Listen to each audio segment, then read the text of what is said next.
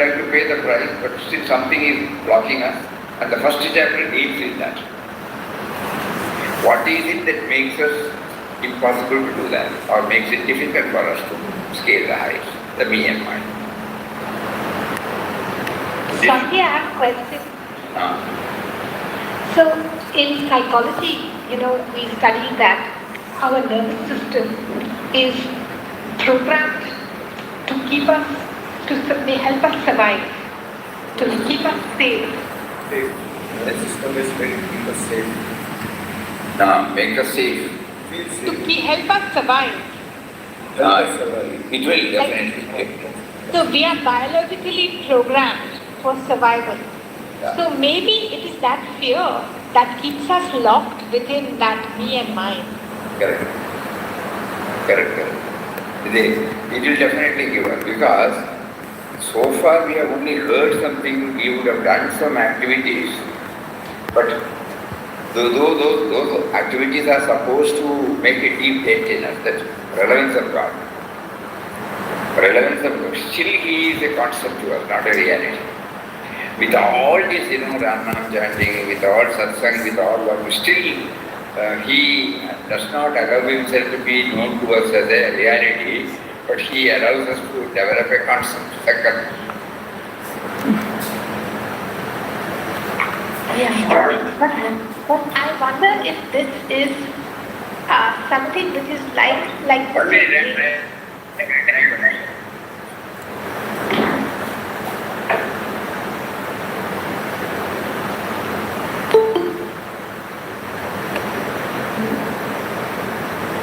You are right. It is inherent in us. Survival. So we are trying to overcome our inherent limitation, right? Yeah, exactly. You have put it in the right practical way. But very one of us as an individual, the individuality wants to survive. The individuality wants to exist, asserts that it will be affected, it will be affected. So it's a resistance. That is why they are having, even after getting intellectually clear, rationally proved, logically proved, everything is very clear now. I am existing not because of me, I am existing because of unknown power. Very clear. Because we have seen dead bodies, like that we have also got a body. The body becomes an individual only when there is an enlivening principle. I told you, the intellectually, rationally, logically, they are 100% clear. But still, the individuality is so strong that it refuses to recognize, or God doesn't want us to recognize easily. He is extracting the complete price for it to become aware of the truth. So we get a different interpretation of Ram Nam, Bhajan, our Shastras. It is for that purpose, we did not know that. We have been chanting Ram Nam. We have never given emphasis to the Smaran aspect. Smaran of that reality. So now slowly he is now making us aware. So first chapter brings out this dominance of me and mine, attachment to the body, attachment to those who are related to this body, everything.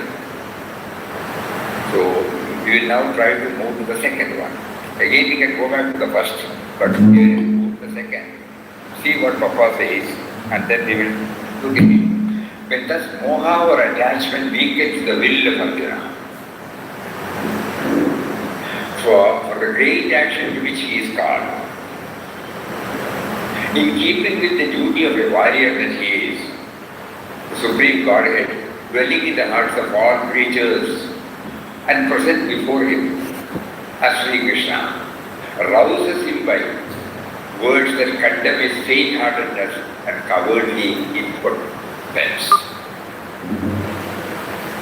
We have to remove Arjuna from the scene and put ourselves there. Then everything becomes very clear.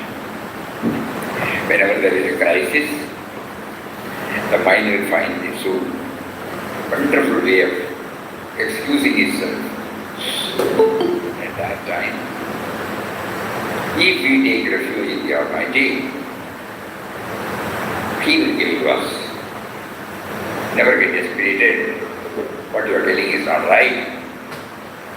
Usually in the progress of the soul, in its march towards a lofty ideal involving an action prompted by a generous impulse created by an outlook of an expanded vision, the egoistic and selfish instinct in him subdues that noble impulse, rendering him inactive and helpless.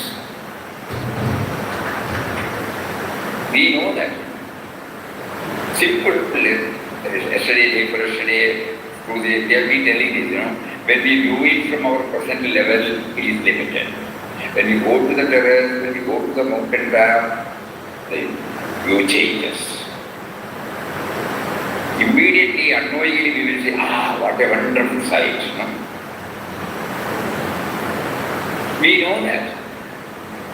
Unless we raise ourselves to a little more higher level, we will not be able to get out of the limitations. We know that, and by the time we start sending in, the mind will come with a lot of its arguments. You will do it later, now this is the agenda. All those things are okay, but now this is not. So that's what our conscience says. The egoistic and selfish instinct in him subdues that noble impulse, rendering him inactive and helpless. At this juncture, the one thought of his own body and the interest of those near and dear to him shuts out the higher vision and the greatest action made possible by that magnificent impulse. Higher vision and the greatest action. Think.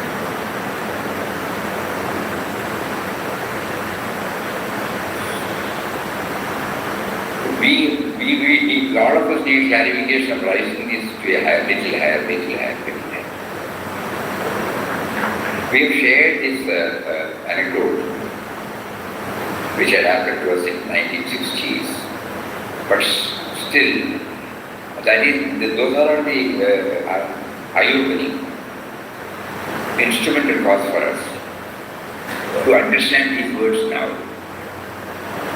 See, when we were working, for those who have not heard it, for those who have heard it, probably they might understand it now with this background, that rising awareness from our present, in our loving, in our vyavaharic dealings.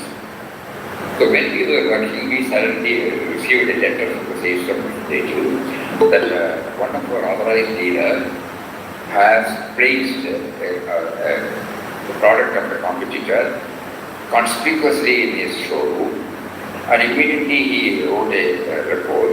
So immediately we drafted a reply, bluntly accusing him that this is not right, this is unethical, this is against the norms you have signed, all those things, When the draft was placed before us manager, he called us to the cabin, calmly and quietly, sit down. And he said, first word, in business, first saying the customer is right. No sir, this can't be allowed. If you permit this sets up the wrong precedent, accept it, pay. Why should we jump into the idea that he has deliberately done it? By only saying that when somebody came for that particular part, it was not available to him, he has placed an order with us, we couldn't supply him in time. But at the same time, to him the customer is always right. But when the customer comes, he can't say, I have written to my principals and they are not selling. No, he has to sell it. So immediately he goes for the competitor's product. Instead of 1 or 2, he would have purchased 4 or 5. And then he has given to the satisfied the customer. Balance he had, without any intention to have wasted. Why not we think about that? His interest is to serve the customer. We also need a customer. Why should we think that he has deliberately done? On the next word, even though it has happened many decades, he said, this is what I feel. You think over it, and if you still think that this letter can go, I will sign it. He did not impose his views. When Papa makes us to say, rise from your level, from our level, this is 100% right. He should not do it. But when he made us to raise a little higher, we went back to our seat, started thinking, right. It could be that way also.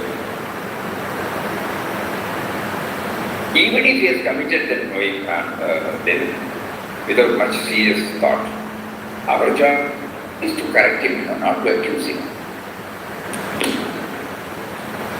To raise human,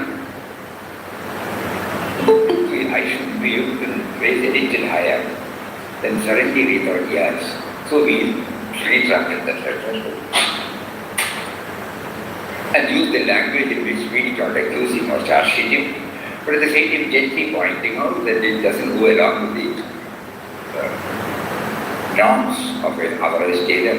And we have said, and you get careful to take it to see that this is not taking a mild letter. So when this letter was drafted and said to the husband, he called again, are you satisfied?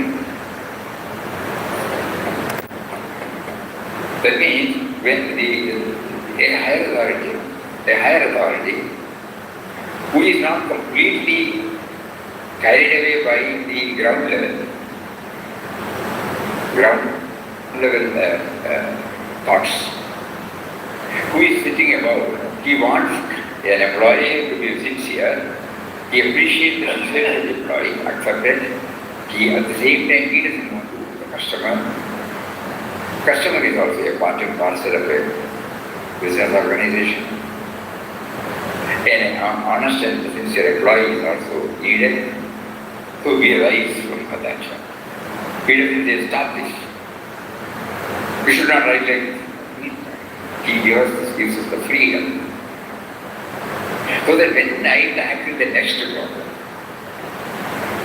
this is not, if he had imposed on me, I will not be convinced by myself.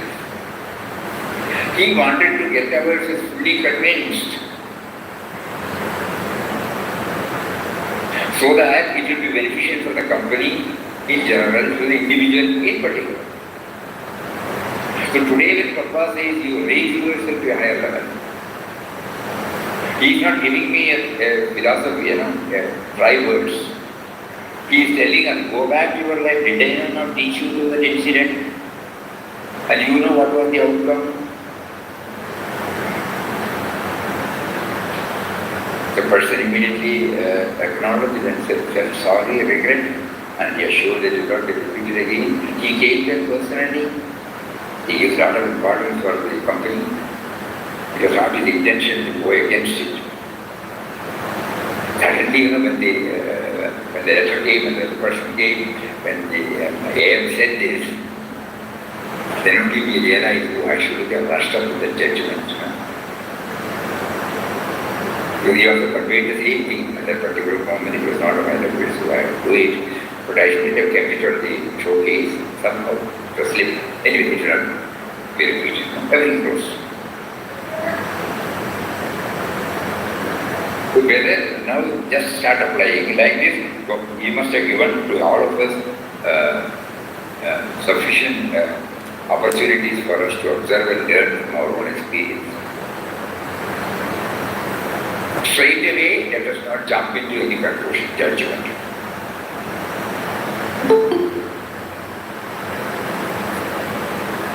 So at this juncture, the one thought of his own body, interest of those beyond, shuts the higher vision and the greatest action made possible by that magic.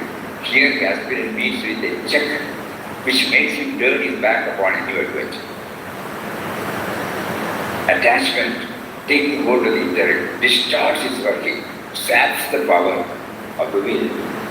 From God within the heart of the human being, from within or in the form of a teacher outside, here in the form of us. Let's out first to awaken the intellect and then illumines it with a keen sense of discrimination.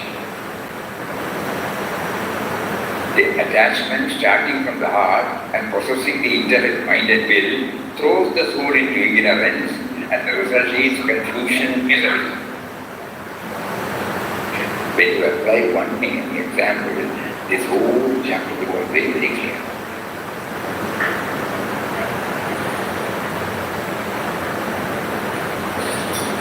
Attachment starting from the heart and possessing the intellect, mind and will. I have so many arguments to support my stand. Throws the soul into ignorance, and the result is confusion and misery. Hence, to be free from weakness and sorrow, the first thing necessary is to eradicate moha from the heart, delusion from the heart. This could be done only when the intellect is enlightened, and the soul is made to understand the right implications regarding the great purpose of life and death.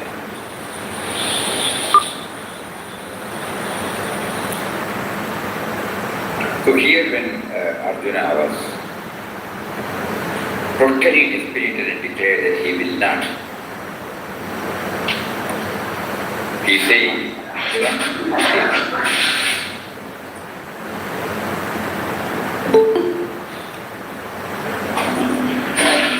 we discussed a lot of arguments. The first stanza,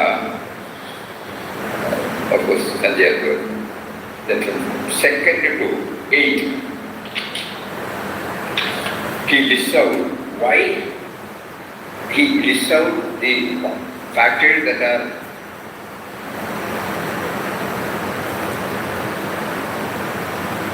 justifying his stand. How will I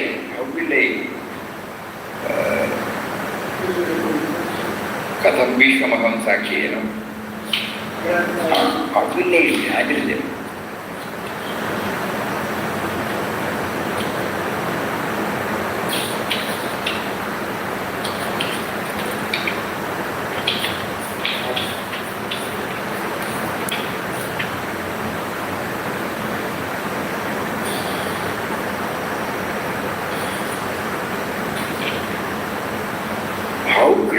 Shall I fight Bhishma, Drona with the arrows on the battlefield?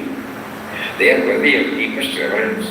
It is better to live on arms in the world without slaying these noble elders, because even after killing them, we shall after all enjoy only blood-stained pleasures in the form of wealth and sense enjoyment. We do not even know which is preferable for us to fight or not to fight. Nor do we know whether we shall win or whether they will conquer us. Those very sons of Dhritarashtra, killing whom we do not even wish to live, stand in the enemy ranks. With my very being smitten by the vice of faint-heartedness, and my mind puzzled with regard to duty, I beseech you, tell me that which is decidedly good. I am your disciple, pray, instruct me, who have taken refuge in me. For even on obtaining undisputed sovereignty and an affluent kingdom on this earth, and lordship over the gods, I do not see any means that can drive away the grief which is trying up my senses. This is the key in this subject. Swamiji, at the outset when we hear this, we will all be siding with Arjuna only. Think. Swamiji, this is similar to feeling that if I leave my ego, how can I function without?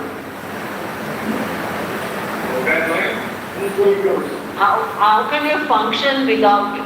How can we I as function? an individual? You are right. Because we have never thought about a realm where this me and mind is not there.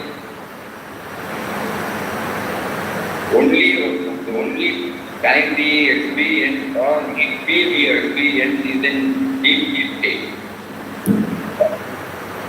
where we know we are there, but the me and mind is not there. Where the whole world is extinct. So as you said, it is difficult. But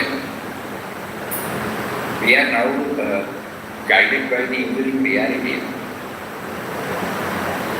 So not that the individual changes, whereas in the anecdote we shared, not that we were not there. We changed our perspective and looked at the whole thing in a different angle. So it is not that me and mind goes away, the moment me and mind becomes pakka, refined, purified, enlightened. So when we say the me and mind is the trouble, let us not jump into the idea that me and mind has to be eliminated. No, that he will do only when he will this. Now he is giving us an opportunity. You graduate yourself from the kacha ego to pakka, unrefined, impure ego, which is totally enslaved and entangled with me and mind, the possessiveness and the relations. It has to be purified, and you will continue to function as an individual with a changed perspective. Just as when the manager gave the angle, not that we changed, and not that we were not there, but we changed our perspective, and it was for the welfare of everyone, to the company, to the individual, to the customer. See the difference? It is not that we are not there. From the limited thinking level, when he just made us to rise a little higher, the outcome was beneficial to everybody. Swamiji, you said this happens daily in sleep. Indeed. Not having the ego happens daily in sleep. At that time, the mind is asleep, mind is quiet, mind is, I would say, non-functional at the moment. Yeah. So that means I must keep the mind in check, or the mind should be quietened. No, the mind is purified. The mind is there, the intellect is there, the body is there, but the mind it has been taught to think in terms of my relations and my possessiveness, my anxiety, my. Here, a higher dimension. Arjuna, from his standpoint, it is right. But here Krishna is trying to raise his level as Lokasagraha, for the sake of righteousness. A little higher level than the individual. It is not for the personal benefit of Arjuna that he has been motivated to engage himself in the war. This is your daily struggle, Swamiji. Daily struggle, yes, we have to raise ourselves. This should be very clear. Raise ourselves from the present level.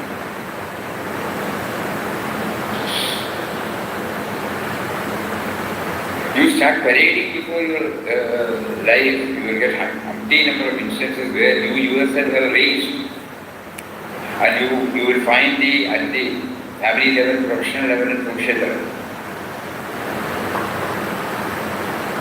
Whenever we are stuck to our own dictums, dogmas, our own fixed notions, we not only make ourselves miserable, make others also miserable, but when we are in a position to subdue it.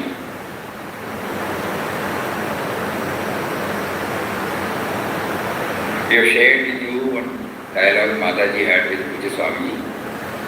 Again we will repeat. These are all repetitive performance only that you make a small dent. Swamiji was entering into Mataji's room. From Brahma building he came to consult something. At that time one petitioner talked to Swamiji, and Swamiji replied, and he went into the room. It is not that he took it that way, probably he had to retreat. And as he entered Swamiji's Mataji's room, Mataji asked, why did you raise your voice? Suppose even they will not even recognize Swami has raised his voice. Because our minimum is his maximum. Our minimum sound, minimum. That is his maximum. So nobody can hear. But Mataji was very careful. So Swamiji said she was asking for something. He explained everything. Again she was repeating. So we have to explain properly. And in that process I would have raised religion. So then here. So that means we have solved the ashram struggle. A petitioner has come, you have disposed of. What happened to your problem?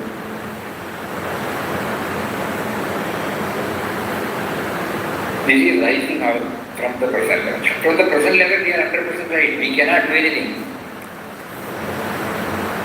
But Mataji immediately reminds us the spiritual journey is the first lesson. The spiritual journey is to raise yourself from the present level to a little higher, a little more higher, a little more higher, little more higher, and the highest.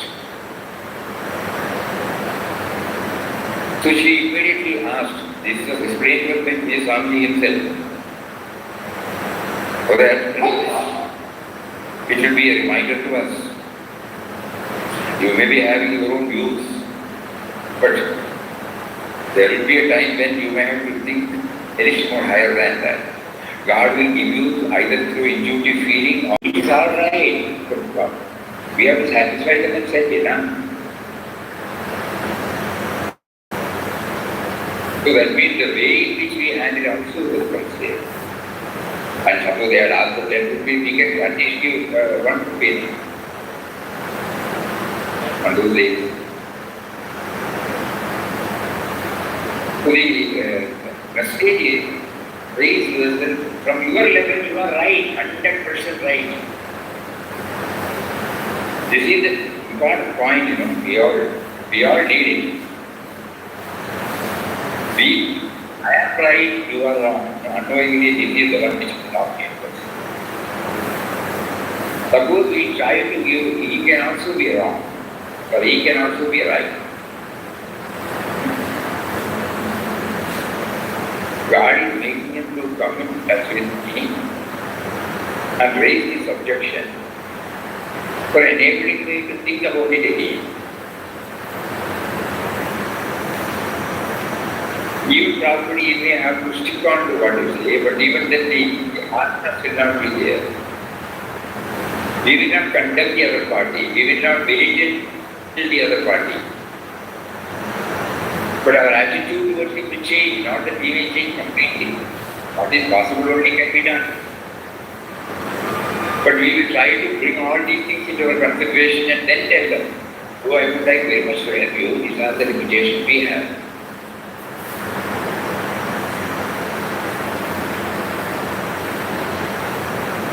And when we are sincere about it, rest assured God will give us a wonderful formula to handle such situation. The moment we are flexible, He will immediately give us all the needed guidance. Because He is there always with us, So He is testing us. All these experiences only to purify ourselves.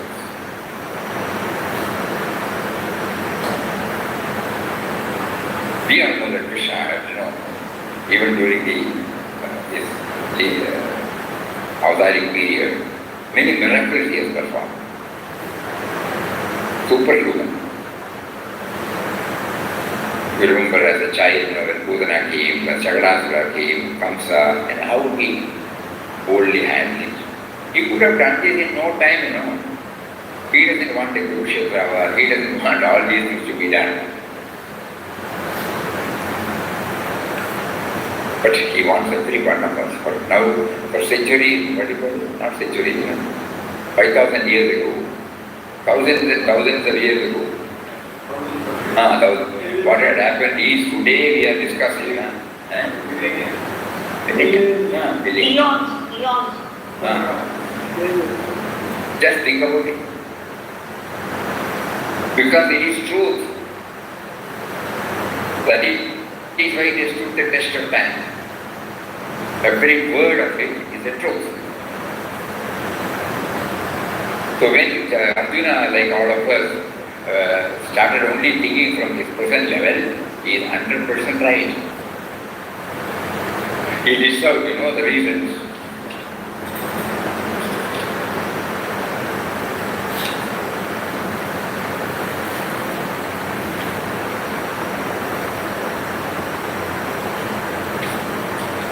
How Krishna shall I fight Bhishma and Drona?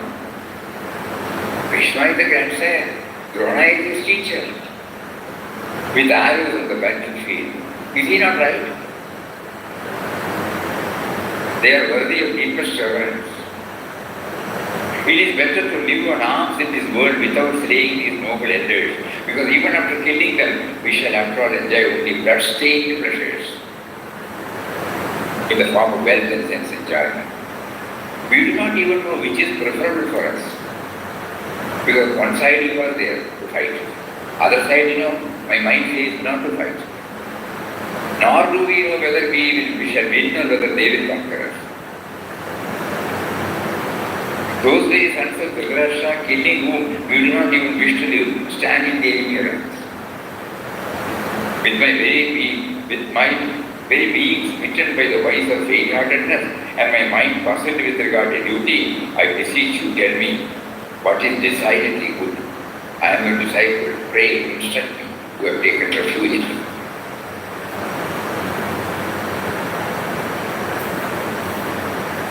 Shishyasteham shadimam tvam prapanam. I am your Shishya. For even on obtaining undisputed sovereignty in an affluent kingdom of Israel and lordship over the world, I will not see any means that can drive away the grief which is drying up my senses. He is not senseless, he is not irresponsible. He is a man full of senses and intelligence. So from that level, he is 100% right. You and I know that. Then Krishna says, let us see what Papa says.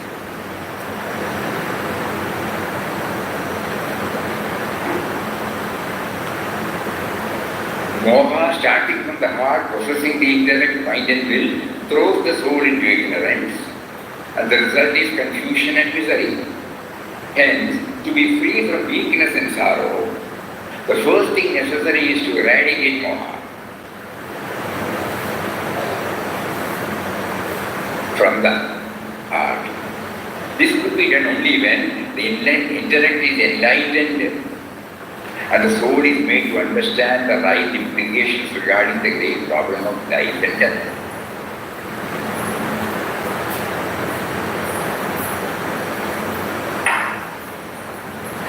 Now, Papa's language is so good. The attack which the divine teacher directed against moha is frontal, straight and forceful. Moha denotes attachment to the changing and perishable beings and objects. The soul bound by moha thinks that his body and its perishable relations are all in all for him, Any loss or destruction of these means for him great pain and sorrow. To mourn over their loss appears to him quite natural and necessary. Arjuna or any other similar thing conditioned soul's predicament is clearly to be a mind absorbed in the consciousness of the body and the external objects. Fear, grief and anxiety. Fear, grief and anxiety can cease only when the mind is withdrawn and freed from its attachment to these perishable things. To take the mind off the subjects and dissociate it from them is the one thing needed. To dissociate, to take the mind off the objects and dissociate from them is the one thing needed.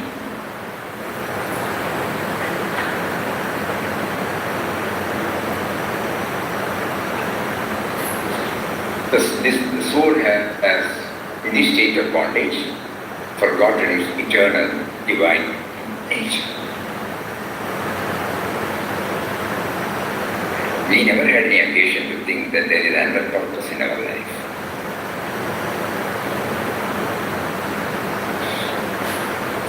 Right from our young age, we have done everything that will make us to feel that we are this body, mind, intellect.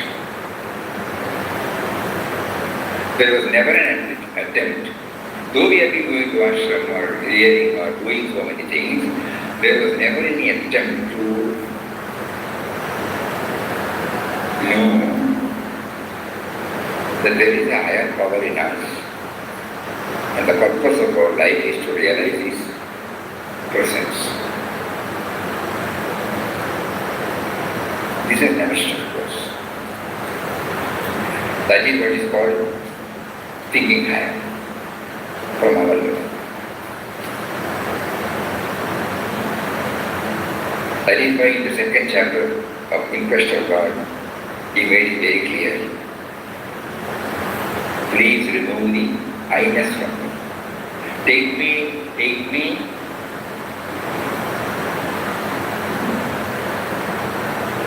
You guide me, that's what guidance He says. Under thy guidance. Take me under thy guidance and remove this me and my I from me. So in Papa's case, in 2 years this diagnosis was made and he got relief. And immediately God wanted him to test himself. So pushed him to a world where he cannot say anything of his own. And the test was not simply over.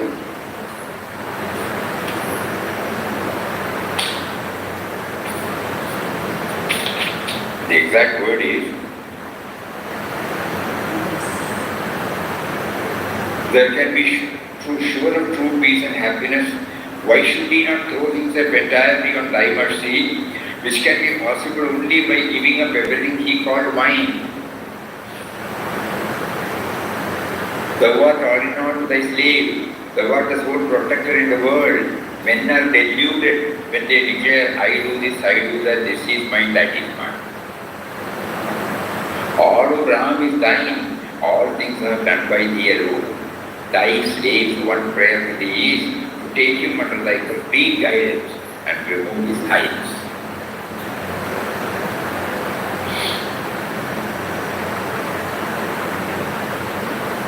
Just like the Bhagavad Gita, there are lots of similarities when we think that. It starts from Vishada Yoga and reaches the Moksha Prapti Yoga. No? Starts from stress, reaches the serenity.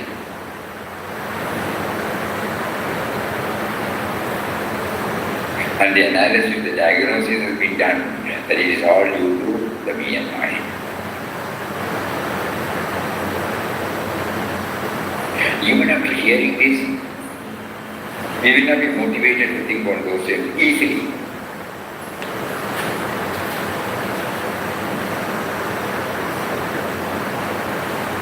When you take suppose you are asked to take an Ayurvedic medicine, somebody will tell you soak it in the water in the night. Next day morning, you squeeze it and take it. What does it mean? Soak it in the water to make it loose, And it is rigid. You can't squeeze it. It is dry.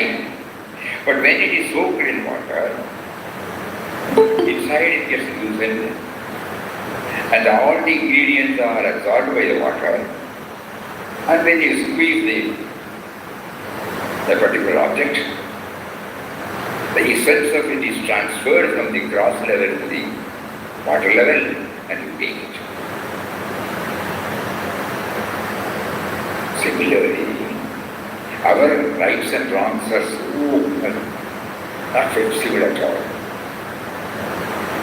So by hearing this, contemplating, reflecting, we have to loosen, we have to soften the rigidity of holding on to the me and my question, me and my concepts, me and my approach, decisions, convictions. And then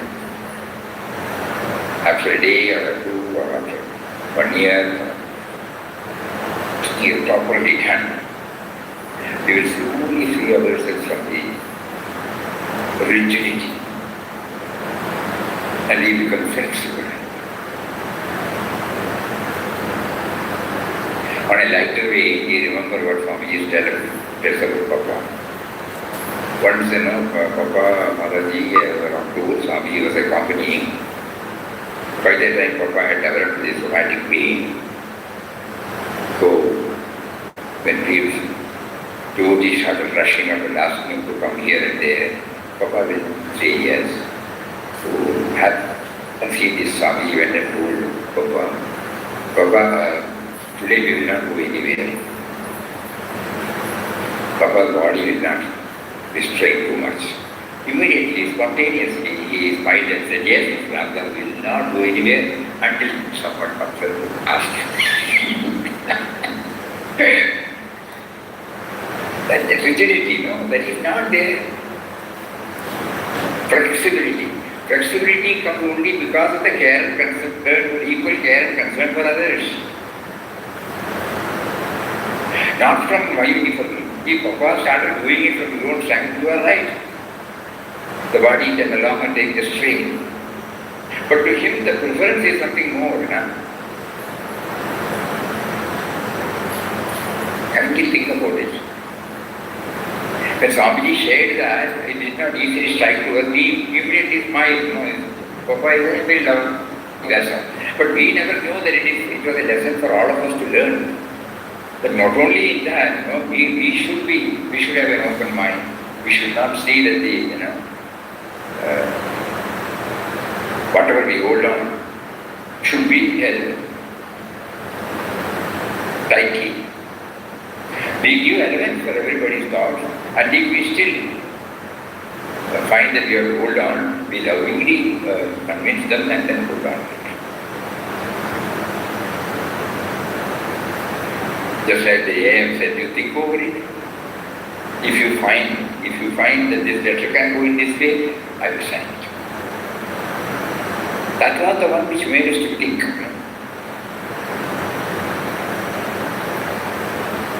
Not imposed. That is why Papa has been telling us, even if Ramdas says don't accept disease, unless we have an inner action from it. Because then only it becomes mine. Otherwise it is somebody's idea. It will not stay with me also in times of need. So we have to somehow, that's why we have been telling that the words of Papa. You can understand Ramdas's words only perfectly. Nice to hear all these words. So when we hear these words, we go back and sit and try to parade before our. He has given us experience. Easier to by heart, Swamiji. Easier to by heart. By heart we do not have any result. In third, fourth chapter, we were sitting, there it is mentioned a superficial, what is karma? Karma yoga. He explains there. Without knowing the meaning, without knowing what it stands for, if we repeat, it will not have any, I won't say meaning, without having the idea why we are doing it. We may not know the language, doesn't matter. We may not know the literal language. But I need not know the meaning of Om Shri Ram Jai Ram Jai Jai Ram. But I should know that Ram Nam is for remembering. That much. Forget about the technical. Om stands for the Nirguna Niraga, Shri stands for the Saguna Saga, Ram stands for both and beyond both, Jai stands for victory. All those things are okay. Not necessarily that we should know. But we should know that Ram Nam chanting is for remembering him. And to know that he is behind my word, every thought, every deed. If that is not there, as Papa bluntly said, even if we chat for 100 years, we will be there where we are.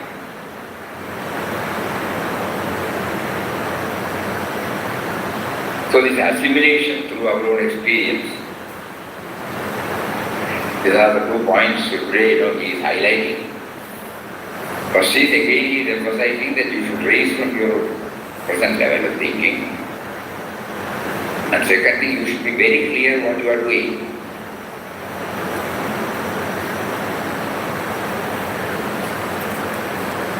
So he says, the soul has in this state of bondage forgotten its eternal and divine nature. To free the mind from attachment is to attain the awareness of the soul, immortal, unchanging, all-pervading being. Go to the source of your and the world. And he keeps everything before us. The book, the language, the laptop, the dining table, the building, the electricity, the light, the Wi-Fi, the glass, the specs. I have not brought any of these things. Have you not provided through His creation?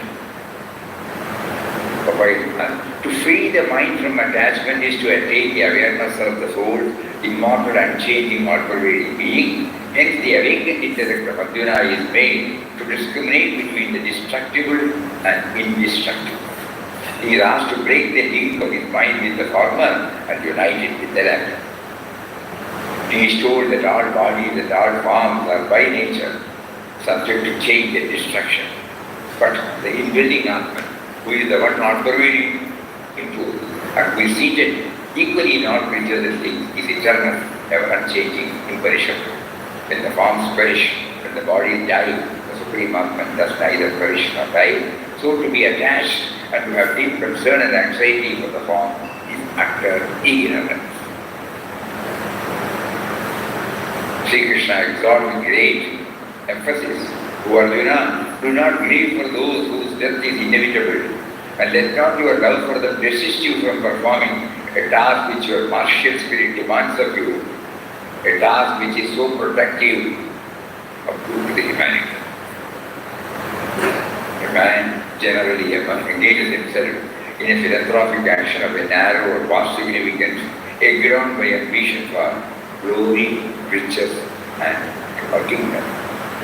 The fighter's goal is obviously the suzerainty of a kingdom, while with others it is riches, high position, name, fame, and some coveted enjoyment of the world.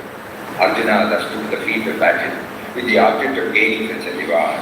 Hence victory or defeat meant for Arjuna either the lordship of the kingdom here or a reward of celestial pleasures in heaven. But Arjuna had already discarded the ambition of kingdom here or joys of heaven below. Stricken with the despondency, he had said that he would rather be a mendicant living upon alms than slaying his kinsfolk masters for any reward here or hereafter. Sri Krishna points out that by abandoning the fight, he would not only lose the gains he would have by his victory or death on the battlefield, but he would also be casting a stain on his hitherto unsullied honor of the hero. So Krishna here employs various techniques. Various techniques. Like Gunaropanam.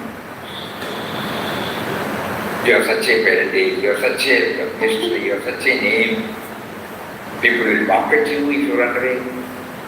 So he employs all techniques, Not merely a pulpit, talk from the pulpit, tall talk, no. He uses all techniques to rouse himself, to make him to rethink. Sri Krishna urged these considerations not because these alone were sufficient for inducing Arjuna to stand up and fight, unshakably rooted in his supreme purpose and determination.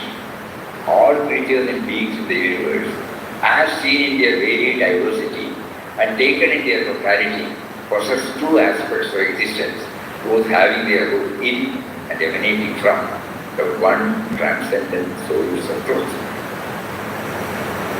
The one is apparent and perishable and the other is non-apparent, non-perishable. Viewed from the supreme unity and oneness of our life and existence, both in their manifest and unmanifest aspects, the slayer and the slain resolve into one. Or, in other words, the slayer slays not, nor is slain. The eternal and manifest is not touched or acted upon by this world, fire, water, or air. The Atma is the same in all manifestations.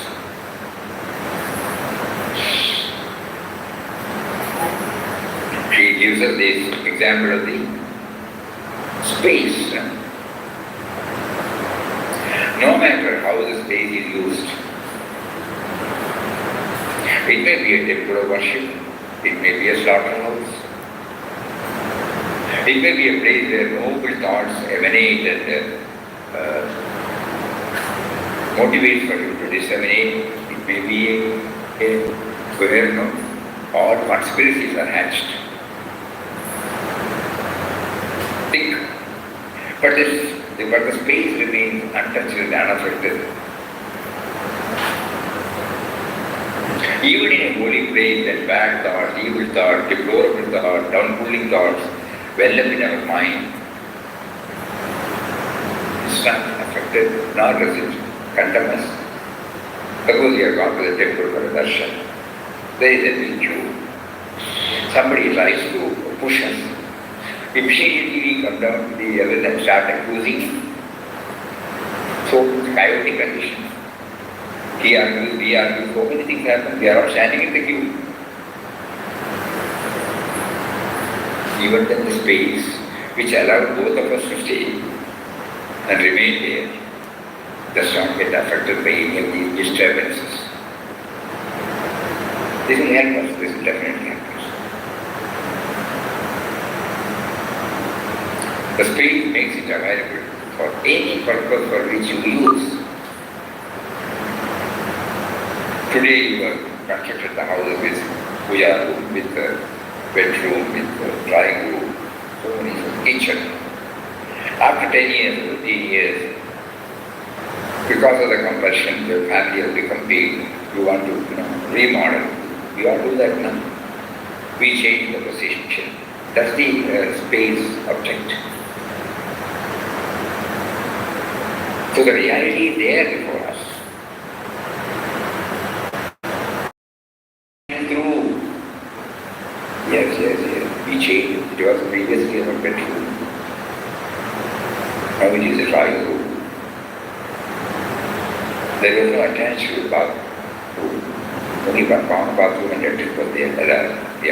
And now everywhere, all bedroom here and so many things we have changed. But space is the same. Similarly, Atma is the same in all manifestation. This philosophy is hammered on the intellect of Arjuna to liberate him from the delusion which Moha has generated in him. Truly, unless the soul is freed from his longings and attachments for the visible changing perishability, he cannot realize his identity, the eternal, immutable, all-pervading truth of being. Realization of this important state of the soul's existence alone frees him from the thraldom of action, from the touch of fear, doubt, and grief.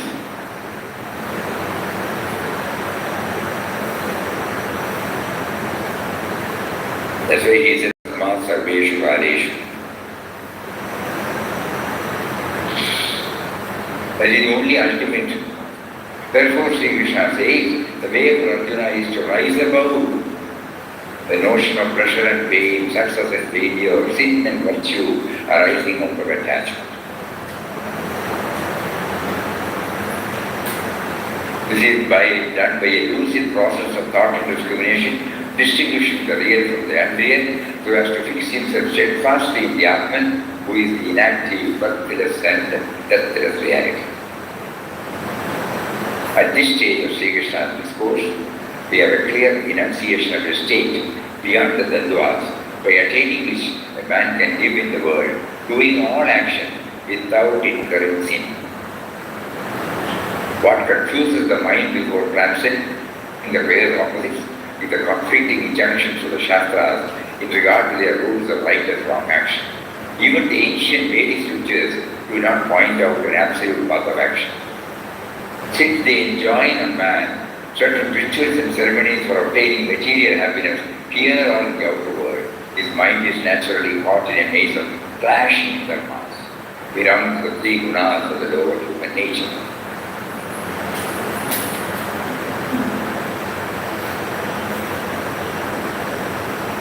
So here, next 4:30. Tomorrow we will again continue because the heat is south. How do we get this steady wisdom? The power to rise above from the present level. The power to free ourselves from the clutches of all limitations. Beautifully he portrays, in 16 to 18 stanzas. That is how he concludes the second chapter.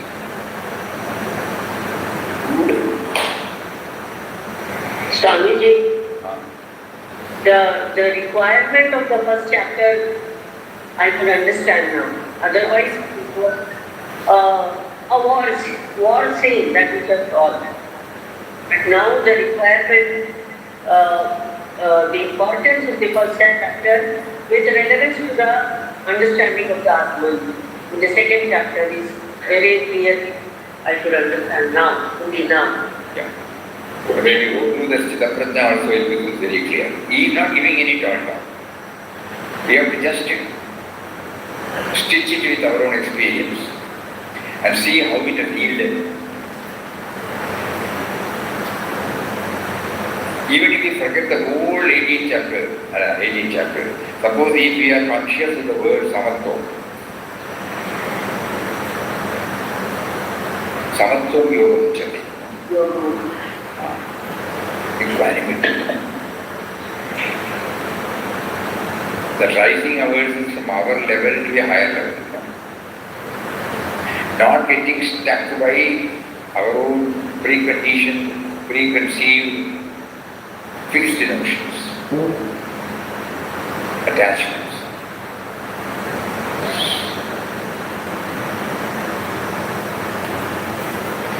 When the effort was made to set up a old age home in Wayanad, the first person came, an elderly person from Katika. So somebody was asked to stay there. At that time we were shuttling between ashram and Wayanad. 15 days or 20 days he will be in ashram, and again a week or 10 days he will be in Wayanad. The old age home was just coming up. So next time when we went, the person who was cooking and giving food to this man, he said, I am good. I said, please don't go. If you are the who is cooking, I cannot manage. What happened? He is shouting. What happened? You all even ask him. So we asked. He had only 2 loincloths and 2 sets of dress. He said, this person has deliberately taken away my coffee. This is the issue. A person who doesn't have possessions, too many possessions, but even on one small loincloth, he immediately, the story was created, that mind created the story, that he has deliberately denied him. When he had kept it for drying, he had thrown it out. What do we do? Every day we start doing this, how will I stay here? All those things. And we finally called him, we will give you half a dozen coffee. If you want to go, you can go as a liberty. And thinking that nobody will take your coffee, have the common sense. He is giving you food every day. Nobody has come forward to give you food. Have you thought about it? We are starting old age home. If this is going to be the incentive you are going to give, what interest we will have in setting up this? Why should we set up this at all? Slowly, we started thinking. Yeah, but there is strength. He was there for a few words. Why we remember, it can immediately, one possession can simply make such a big affair. Sthita pragnasya bhasha. So the man of studying wisdom, if we can get at least not 1% of this Samantam Yoga Upanishad, purpose of going through Gita, we have achieved. So we will take it up tomorrow. Thank you, Swamiji. It was really wonderful. Really. Om Shri Ram Jai Ram Jai Ram Om Shri Ram Jai Ram Jai Ram Shri Ram Jai Ram Jai Jai Ram Shri Ram Jai Ram Jai Ram Jai Ram Jai Ram Jai Jai Ram Shri Ram Jai Ram Jai Jai Ram. Hari Om, everybody. Hari Om. Hari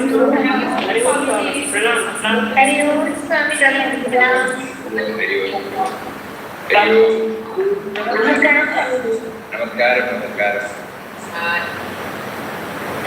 Hari Om to one and all. Hari Om.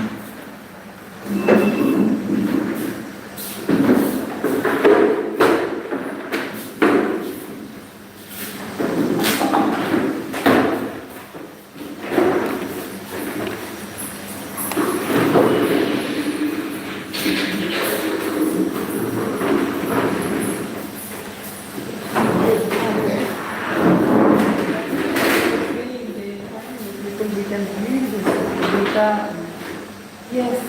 Is it a commentary by Papa?